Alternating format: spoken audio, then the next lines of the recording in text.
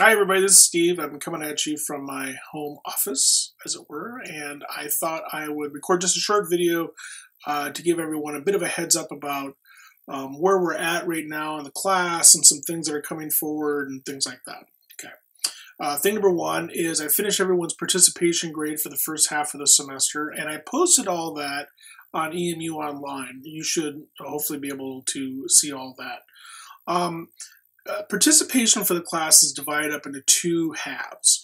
So there's really nothing you can do to make up or do anything else with the participation grade from the first half of the semester. That's done. It is what it is. And the second half of the participation grade goes from the week after winter break to the end of the class. If there's something you're not happy about with the participation grade, if it surprises you in some fashion, whatever, let me know so we can try to work something out in terms of what you can do better for the second half of the semester.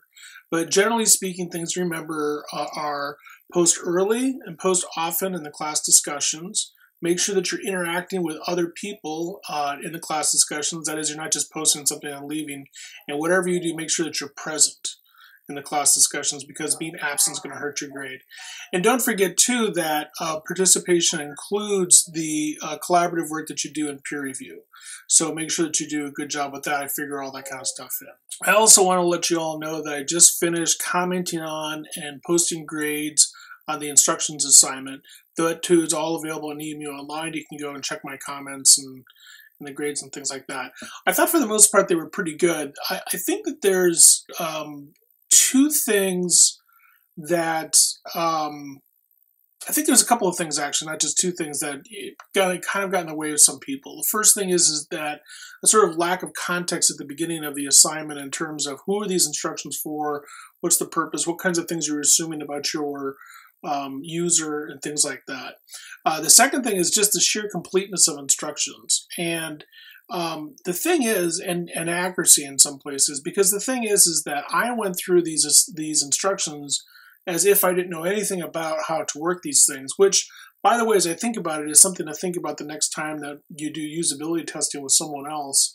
When you find someone to test your instructions, you may want to coach them in saying, pretend that you don't know anything about this at all. In other words, anything that comes up that you think might be a problem, try to flag it, because you're better off working with someone who stumbles through the instructions, so you have ways of correcting those mistakes, than someone who knows the instructions really well. If that kind of makes sense. You want to try to find people who are more critical of your work than people who are just kind to it.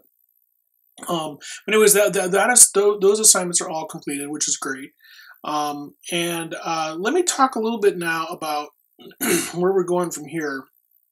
And I'm actually looking at my computer at the schedule. This week, we're wrapping up stuff having to do with writing a resume and a cover letter. Now, let me just mention two important things about that. The first thing is that you have to apply for something that is a real job. In other words, either a job that you're actually applying for, that you can imagine applying for out of college, and I'll get to that in just a second, or an internship, okay?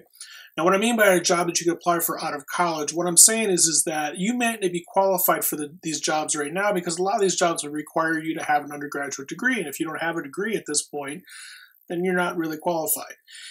You might not be qualified yet either, because you're like a sophomore or something like that, and you've got a couple more years of experience before you can get out and apply for these things. But I want you to find a job that would be what you think would be an ideal job for you to apply for after you finish your undergraduate degree.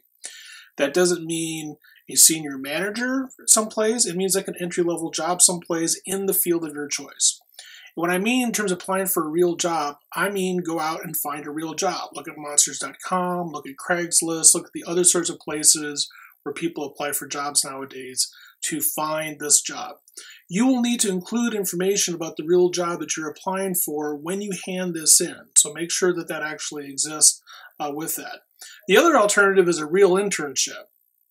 Again, some people may have already sniffed out some of those things. I think internships are a great thing for everybody to do, especially if you're interested in a field like professional writing or technical communication. And hopefully, if you've taken some advantage of some of the things that EMU offers to the Career Services Office, for that can help you place in those kinds of positions. Anyway, what's due on Friday for peer review is a copy of your resume and a copy of your cover letter for this real job or this real internship. The next thing we're going to start talking about in class is the informal reports, and we'll start reading about this a little bit beginning on Wednesday. Basically, the informal report is just the term informal report is just try to make a distinction between it and what we'll do at the end of this class, which is a formal report / recommendation report. An informal report, for our purposes, it can mean a lot of different things, as you'll see from the readings and the discussions, but for our purposes, what I want you to do is to go and witness some event, hopefully at EMU, and then write an objective report about it that essentially then gives us as readers, and us as readers would be other people in the class, information about what happened at that event, whether or not you enjoyed that event, whether or not you would recommend that event, and so forth. It only has to be a couple of pages long, but it has to actually factually report on the event. It's kind of like a newspaper report. In other words, who, what, where, when, why, what happened, those kinds of things, although I'm not expecting you to interview anybody. Now, once again, this needs to be a real event. And one of the things that I have, below in the links here is a link to the EMU calendar of events. And you need to go to one of these events. As I explained in the assignment, there are literally events going on this campus every single day of the week. And some of these events are happening in time frames like 8 o'clock in the morning until 8 o'clock at night, like openings at art galleries and things like that. So there's something for everyone to go to one of these events if you come to campus. Now, if for some reason you're not in Southeast Michigan, or you can't get to campus, get a hold of me and tell me about some kind of event in your area where we can make some sort of arrangements for you to go and to write a informal report about that. We'll start the reading for that on Wednesday, and then we'll start talking about writing those essays next week.